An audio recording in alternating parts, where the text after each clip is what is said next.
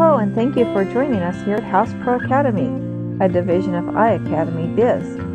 Today's topic is Buy Your First Home, the Home Buyer Basics, and we're going to show you how to go through each step to find and purchase your family's dream home. This course is approximately 6 hours long, and after completing this course, you will be prepared to get qualified and buy your own home with the help of your team of professionals, including realtor and mortgage lender. If your dream is to go from renter to homeowner, you're in the right place. We'll show you exactly how to get there. Now let's talk about paying rent to your landlord. If you're a renter, you're already paying a mortgage. It's just not your mortgage. When you pay your rent each month, you are paying for the landlord's mortgage, taxes, and insurance payment. You are helping your landlord to buy his house. You make all the payments, and at the end of 30 years, the mortgage is paid off and he owns the house free and clear. But yet you will continue paying rent for the rest of your life. Now that's enough motivation to make you want to buy your own home, isn't it? What caused you to start thinking seriously about home ownership? Maybe it was a major life event such as graduating from college, getting married, or having a baby. Or maybe you're intrigued because of the low prices and interest rates today. Whatever your reason, we're glad you're here. Today you're taking the first step toward creating your future. Are you ready? Let's get started. Why should you buy a home? We're going to talk about the most common reasons, but I'm sure you already have your own reasons. Some renters live in an apartment with no yard, and they desire to move to a single-family residence with a yard for the kids to play in. Instead of continuing to rent, they decide to buy a home. Some folks may simply say, "You know, I want to have something to show for my money." That's another way of saying that you work hard, so you want to invest your money into something tangible that you can really touch, see, and feel. Something that helps you recognize the value of your efforts you're working so hard for. In today's real estate market, it's cheaper to own a home than to rent. In 98 out of the top 100 metro areas of the United States, according to a recent article at CNN Online.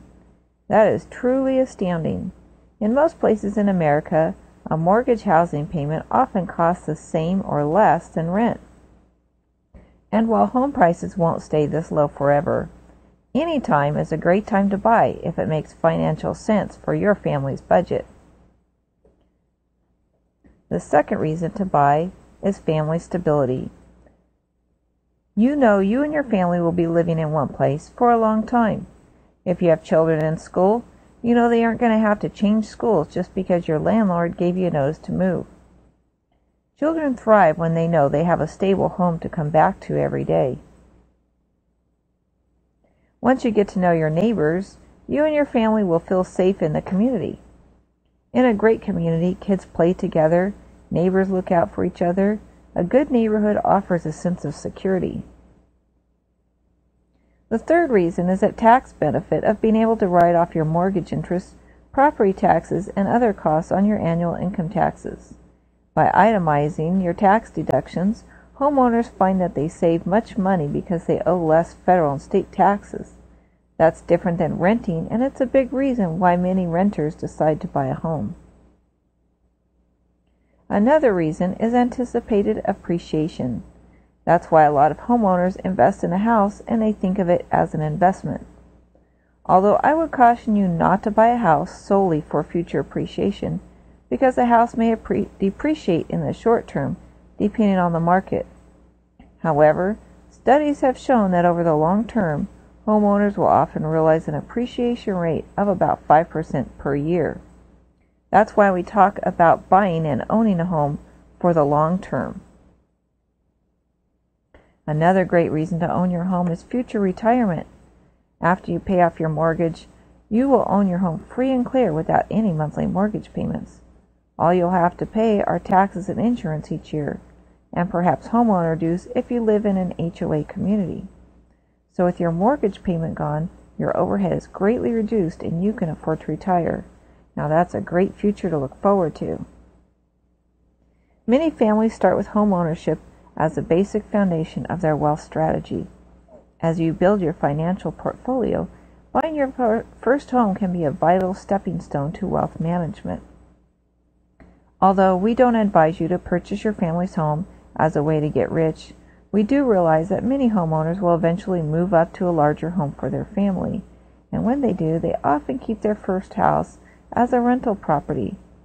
They hope to receive a small income from the cash flow each month and then pay off the mortgage and receive a larger cash flow. The rental income helps supplement their fixed budget during retirement years. In today's workshop, we're going to learn the 9 steps that it takes to go from renter to homeowner. The first step is to prepare for home ownership. We're going to show you exactly what you need to do to become a qualified, serious, motivated buyer. We'll show you how to get your credit ready and secure a good mortgage loan. The second step is getting ready to shop for houses and find the type of neighborhood you want to live in. The third step is to shop for a house. We're going to show you how to get daily email alerts of new homes listed for sale from your realtor. The fourth step is to make your purchase offer and to get the price and terms that are best for you. Step 5 covers the items in your offer and your purchase contract. We're going to discuss California specifically, but we recognize that most states are pretty similar. The sixth step is negotiation phase and arriving at a mutual price and terms that will suit all parties, including what appliances are included with the sale, what items the seller will repair, and what day you will be closing. Step 7 is what to expect during the escrow process, including the inspection, escrow documents, disclosures, your mortgage loan, and finally closing escrow.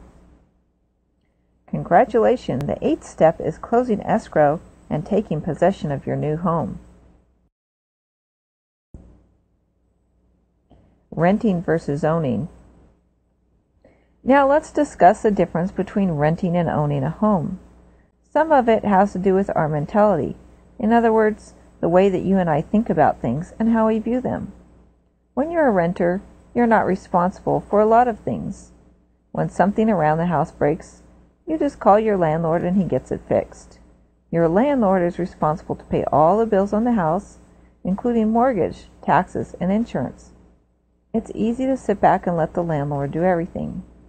But when you're a homeowner, you take on the responsibility of making sure the mortgage, taxes, and insurance are paid, and you also have to take care of repairs. So you can see it's a different mentality. It's a mindset of being responsible for something because you own it. Renters don't think about long-term security, stability, assets for their children, and their future legacy, but homeowners do, and that's what we're going to focus on in this course today. The main difference between renting and owning a home is that rent only goes up. In fact, have you ever heard of a landlord lowering their rent? No, that never happens, because the goal of a landlord is to raise the rent over a process of years. So when you're a renter, your rent is only going to go up every year. But if you're a homeowner with a fixed-rate mortgage loan, as we advise you to get, your payment will never go up. It stays the same until the loan is paid off. And even better, once you pay off your mortgage, you own your home free and clear.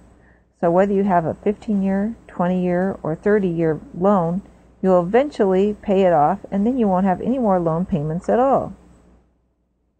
Whereas if you're a renter, your rent will never be paid off, and you will continue being a renter for the rest of your life. If you're a renter, your landlord can simply give you a 30 days notice to move out. Then you'd have to move, uproot your family, scramble to look for another neighborhood to relocate to, while you try to keep your kids in the same schools. But if you own a home, you know that you're not going to be moving unless you want to. If you're a renter, the landlord probably has a lot of rules you have to follow, such as you can't paint your daughter's bedroom wall her favorite color purple. You can't put up your family photos on the walls because of the nails. You can't remove the carpet and put in hardwood flooring just because it's better for your son's allergies. Maybe your wife is tired of cooking dinner on the old worn-out stove and wants a newer, better model, but the landlord isn't going to pay for that.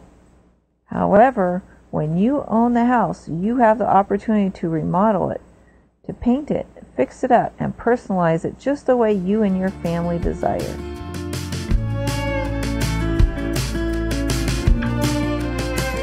If you found out about this course through your local realtor, please touch bases with him or her now and let them know that you have completed this course.